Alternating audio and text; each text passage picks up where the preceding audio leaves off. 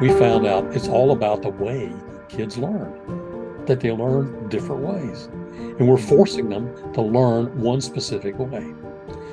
Whereas what VR does is give them a chance to get hands-on and go to a place and awaken spatial memory. And that way, they'll not only learn, but they'll retain what they learn. Because what VR does is put you in a place. It puts a place inside of you by putting you in a place. It's like the difference between looking at a television program of Disneyland versus going to Disneyland. If you go to Disneyland, you never forget it.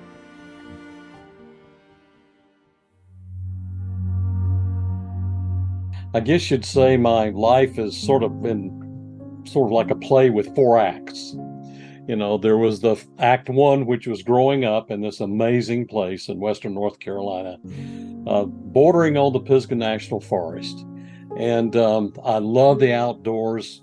I lived in a village with lots of kids. My father worked at a plant, a rayon nylon plant close by, and it was an idyllic childhood. It was perfect. We played in the woods. We had snowball fights, acorn fights, and I went to great schools, had great friends. So I was blessed in that way. And but I was sort of a nerdy kid too. Even though I liked to play sports, I was sort of a nerd. I loved, for some reason, I got interested in electronics and science and things like that. And I remember that I was 7 years old. I would get the opportunity to go over to my grandfather's house and actually spend a couple of weeks just with my grandfather. And I was really interested in robots. I'd read science fiction stuff and things like that. I was interested in robots. And so what I would do is take these cardboard boxes in my Rector set, and I would make my own control panels that out of cardboard and move the switches around. And then I said, this is how I want to control my robot. And then I built a box that was the robot. And then I said, well, wait a minute. If I'm remotely controlling the robot, how can I be where the robot is? And I said, well, what I'll do is pretend that the robot has a head, has eyes and ears. And I built a box with toilet paper rolls with the eyes and the ears for this robot. And then inside the house where my control panel was, I built a box and put it on my head. And the box on my head had the relay of the picture that the robot was seeing into my eyes and what the robot was hearing. This is 7 years old now. I'd forgotten about that I had been doing that until one day when I was sitting in my virtual cockpit, realizing, oh my goodness, this is deja vu all over again. Now, here I am, having gone through these two acts into the third act.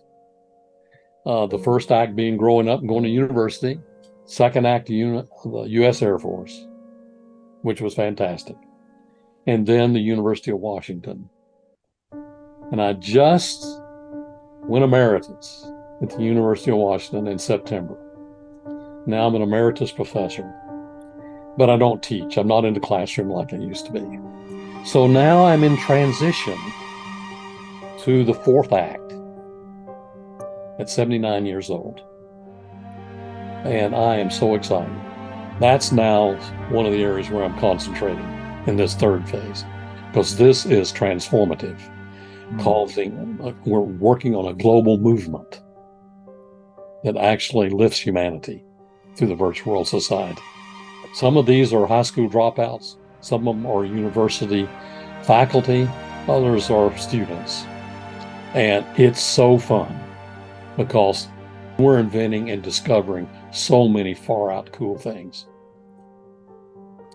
And then the third part of my fourth phase, my fourth act, about the story of my journey and the amazing people that that I encountered along the way, and the projects that we did and what we learned.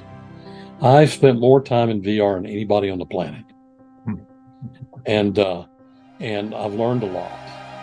And I want to tell the story of what I've learned and how I learned it, and what does it mean, and where do we go from here. Virtual reality and emerging tech can be really intimidating. These type of technologies aren't just intimidating because they're new to some of the communities that I take them to, but because I work in communities that don't have access to a lot of things in general.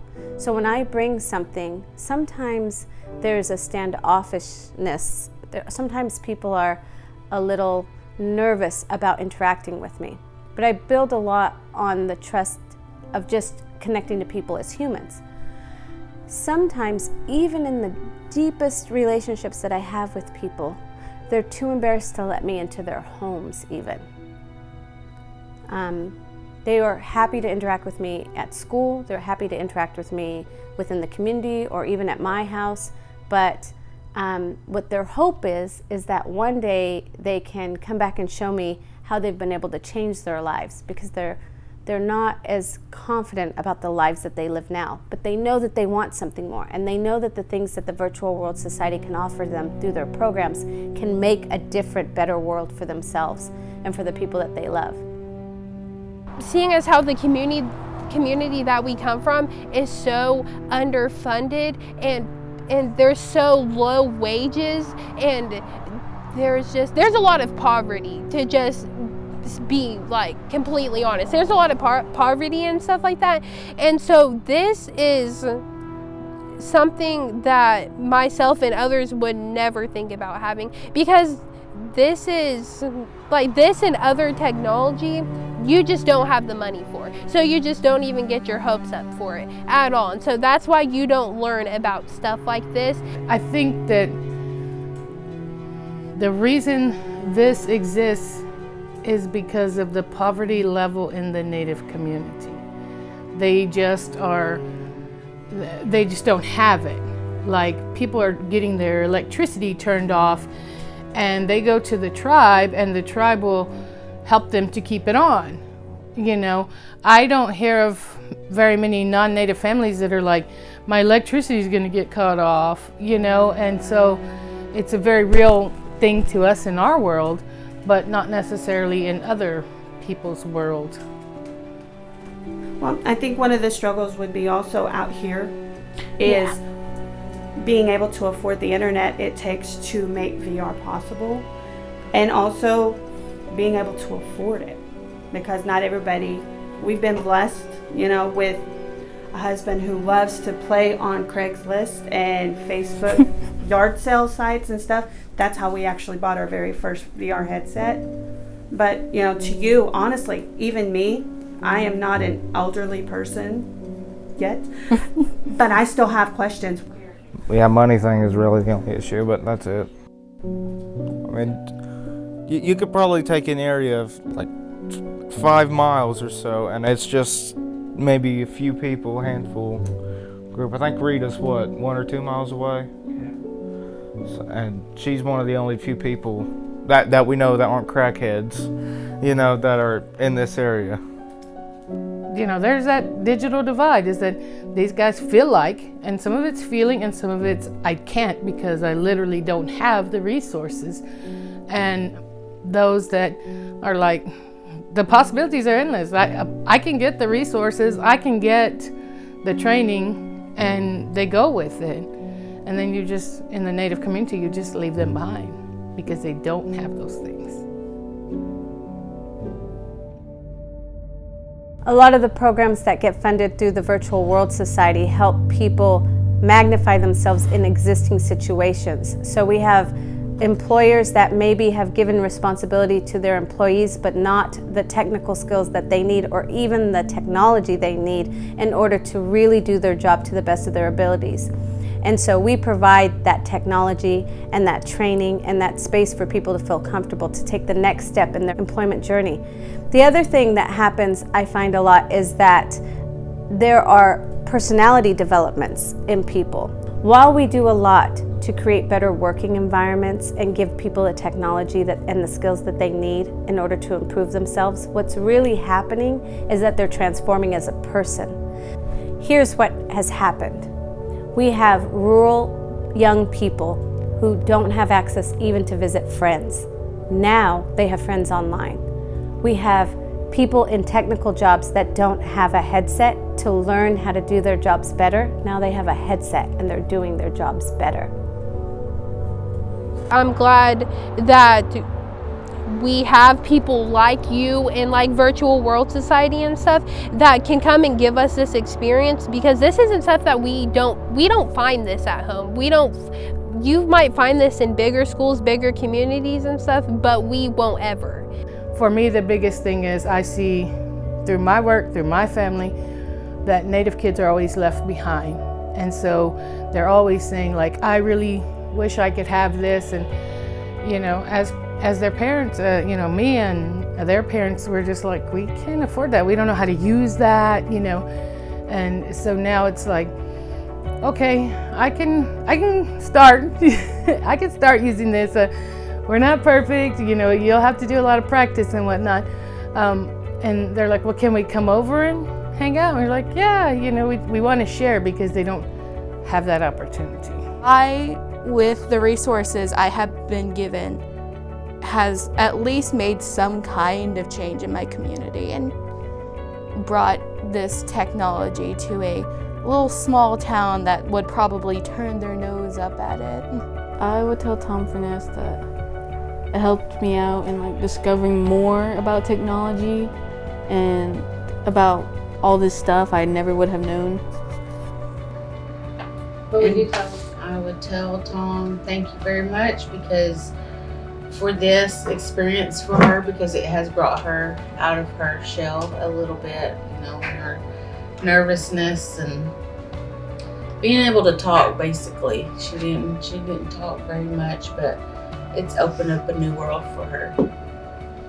Why should they give us more headsets? I could be talking, like a while ago, I was talking to people from Florida, Washington, Oregon. It allows the person to break out of the loop, I would say. You know, those people aren't going to be able to get, you know, into those things every day. You know, it's going to be their one chance. If they miss out, it's fine. You providing headsets, I guess, was that one ticket for me, and I took it. You know. I was able to unlock a new path.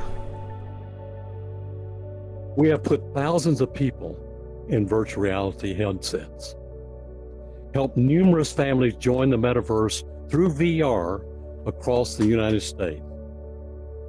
Since 2015, we have been working to build solid relationships with families, especially in rural and impoverished areas. I have seen firsthand how this technology can help make the world a better place, and can only hope that more families and people can gain access to new emerging opportunities through the Virtual World Society and our HomeSpark and SkillSpark programs.